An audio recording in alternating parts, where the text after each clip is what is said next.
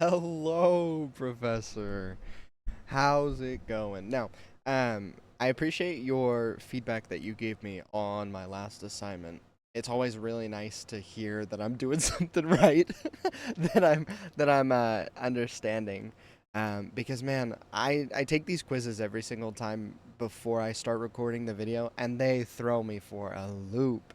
I mean, the true or false ones, oh my goodness, especially more of the ones when it comes to like morality and like the situations, dude. They throw me for a loop. I'm like, true or false? I don't know which one it is. Um, but I seem to be having a decent understanding, but it just always it always throws me off a little bit.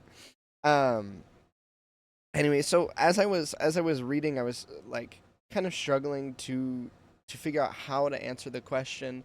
Um, but then it just had to kind of, oh, what's the words exactly?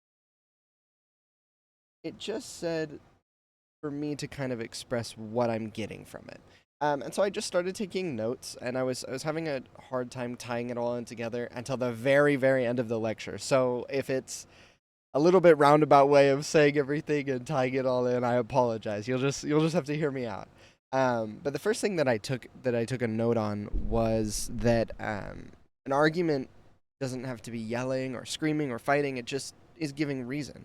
And it can be civil, and it can be oftentimes it's not civil, but that it can be civil, and I really loved that. I think that it was awesome to understand that arguments can be civil, and then to make arguments, and I kind of tied that into to like our justice system and to the courts and to law because I mean lawyers make arguments all the time about what is right and what is wrong and that kind of thing.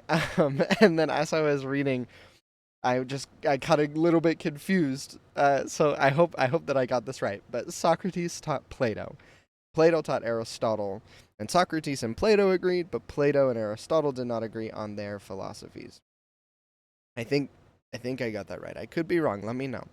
Um, anyway, and then the next thing that I took a big note on was tradition, and that tradition is how a group acts according to how their leader wants them to act. And I thought that that was so funny, until I started putting it together. I was like, oh really? And then I was like, oh wait, no, because traditions and families are just how the parents, the leaders, acted and how they want you to act. So, like, maybe your tradition is you put up a Christmas tree and you decorate it right at the day after Thanksgiving. That's your tradition. Mine is Christmas morning. We eat this. It's an Italian bread cake. It's called pandoro, and it's delicious. It's fantastic. But that's been my tradition since I was a baby, and I loved putting it into that perspective to define it in a definition that I've never really heard before. That's why I think I like this so much, is because we're defining all of these words and putting in the understanding that I haven't heard before, that I haven't connected. I love it. Um, and then reading through rhetoric. Rhetoric was a word that I've always heard of, but I've never really quite understood. So again, to put a definition to it, but it's the art of persuasion. And there's two big ways that you can persuade people, and one is through logic and facts, so reasoning with them, and the other is through emotion, to compel them to change their beliefs and to feel something that makes them more agreeable. Um, and all of this is through relativism. And relativism threw me for a loop, man. Oh my goodness. I'm still am lost up to this point. I was not connecting anything. But relativism means that there's no truth. Any proposed truth is relative to someone's belief systems, and philosophy is incapable of achieving true and certain knowledge. And I'm reading through this and I'm sitting there and I'm like, what do you mean? I thought that philosophy was trying to understand why and the hows and to provide rules, because that's how my brain works. I love rules. I could, you give me a list of rules, I'll follow that to a T. I'll be happy. You tell me go figure it out, and I am lost. I've got no idea what to do, where to start, anything like that. So I was lost. And then as I kept reading, I thought it was really funny that the sophists, I hope I'm saying that right, Sophists, the sophists were early attorneys. And they were kind of just like people who represented the people who can't defend for themselves. And they won by pointing out the consistency flaws in other people's beliefs. And I thought that this was great because I'm like in my own personal life, I'm at this age where I'm starting to question my own beliefs and the beliefs that I've been brought up in my tradition. And so to read through that they're pointing out the consistency flaws in other people's beliefs was like such a personal connection with me and like what I am going through right now. And I really loved that. And I really loved to be able to put words and definitions into the actions that I am taking and to kind of branch it under, what I am doing. Um, you put in this example of a man who murdered his kids and how, according to our justice system, that it's wrong. It's wrong to kill, and it is. I agree that it is wrong to kill, and and that in our justice system, most Americans. Let me see if I can find exactly what, but that most Americans would consider that wrong, and through our justice system, he could be tried and possibly put to death. And through that example, I could be wrong, but I don't think that you said this anywhere. That there was I like immediately I made two different arguments for it because I love pitting my own brain against both sides. And the first one for that example was, well, self defense. Immediately I went to self defense. This guy killed this kid and he was in his home, and this guy was a threat. He was posing harm, he was posing damage, and in most states, self defense and defense of your own property is, while you'll probably still go to court and you'll probably still have to deal with some legal issues and you might be detained or even possibly arrested, most of the time self-defense or defense of your property um, is just. And so the man who killed his kid, this man who is killing the person who killed this kid, could have been doing it in self-defense. He's in his home, he's trying to rob them, he kills the kid.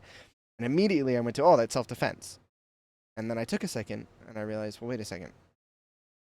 This man could have gone after somebody who maybe got away with it and went on the offensive. And so I finally put together that there are two different sides to this story, which was the defensive side of he's trying to protect and he's trying to um, prevent any more harm, and the offensive side of revenge, and he's trying to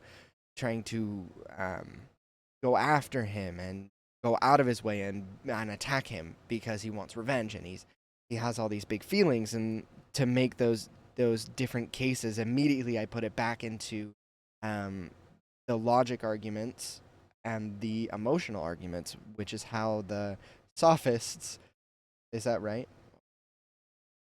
No, that's rhetoric. And the two different ways that you use rhetoric is that logic of, well, logically it could be self-defense and he was just protecting his family and his property, and your emotions of, he's got this big revenge, and like immediately just put the two against each other. Anyway, I digress. Let me let me move on. um Now, Socrates was a moral philosopher who seeks to find universal truths that, as universal truths, are applicable always and everywhere. And you got me. You got me back. I've been lost up to this point, and then that was said, and I know I love following rules and directions, and you got me back, and I was ready. I was on it. Um, and he does this through justice, and then I was like, the first connection I made was justice, and so I pulled it all back together, and I was starting to put the pieces together, and I was feeling good about it. Um, and through this justice, he describes what is just, what is good, and what is valid, and what is wrong. And I'm so sorry. I'm reaching the end of my time. You said I could go over a minute or two. I'm just gonna try to finish it up. I have like three more points left. But what was just, and then it goes on to, and then you went on to say, if universal actions are good or virtuous,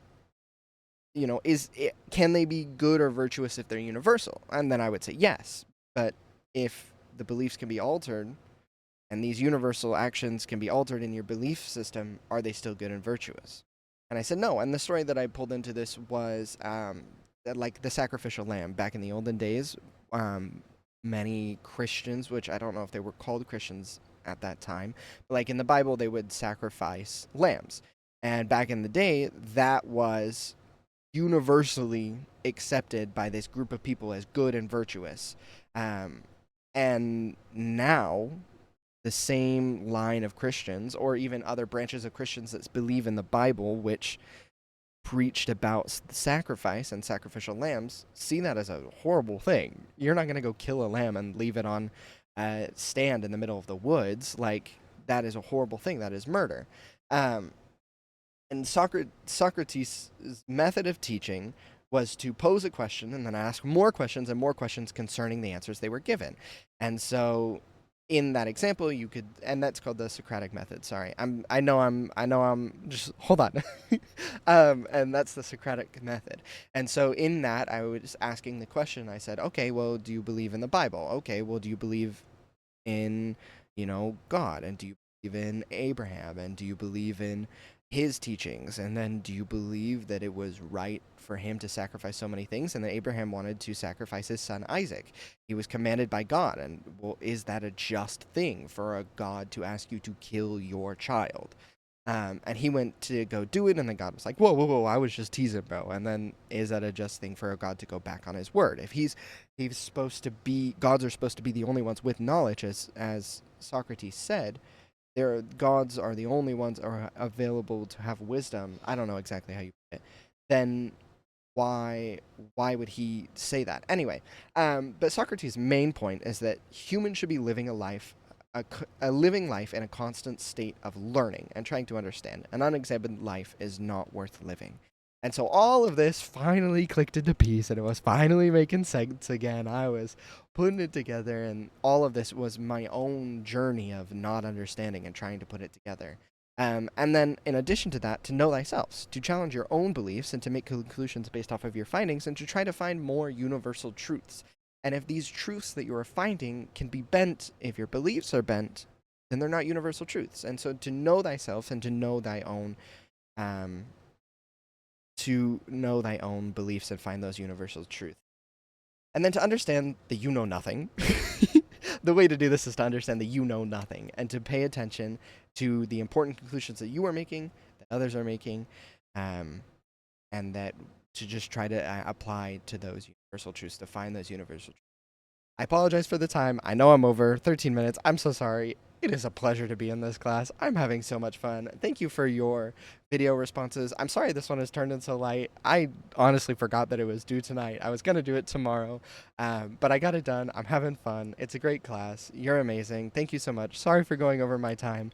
Let me know if I need to rein it back in. I'll make some time notes on the next one to pull it back under 10. It's a pleasure. I'll see you in the next one.